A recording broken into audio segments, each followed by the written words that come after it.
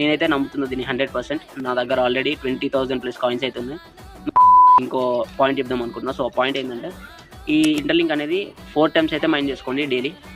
So 4 times ఏదైనా గ్రూప్లో కూడా మీరైతే గ్రూప్లో తీసుకొని మైన్ అయితే చేసుకోవచ్చు.